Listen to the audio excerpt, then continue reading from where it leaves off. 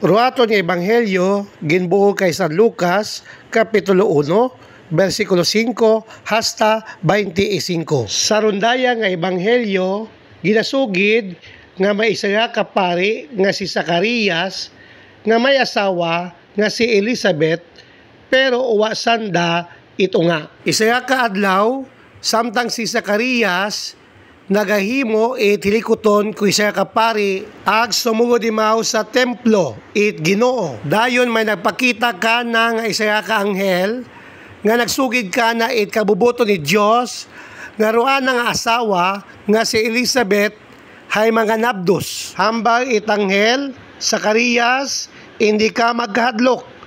Ginpamatian sang Dios ang imo pangamuyo kag si Elizabeth nga imo asawa magaanak kag pagaygalanan mo siya kay Juan. Pero si Zacarias nag-ayang-ayang sa ginambay ka na itanghel. Pero anghel nga nagpakilala nga si Gabriel naghambal kay Zacarias. Tungod kay wala ka magpati sang akong ginsugid sa imo nga matuman sa nagakaigo nga tion, magaapa ka.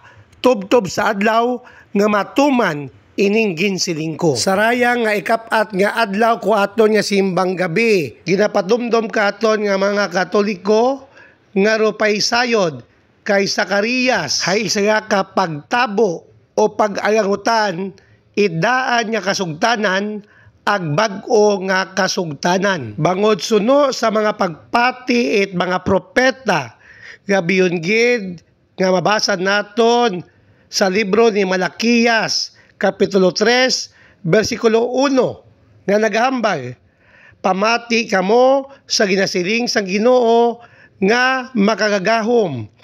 Ipadala ko ang akon mensahero sa pagpreparar sang akon alagyan. Dayon na Ginoo nga inyo ginapaabot gulpi lang nga magaabot sa iya templo.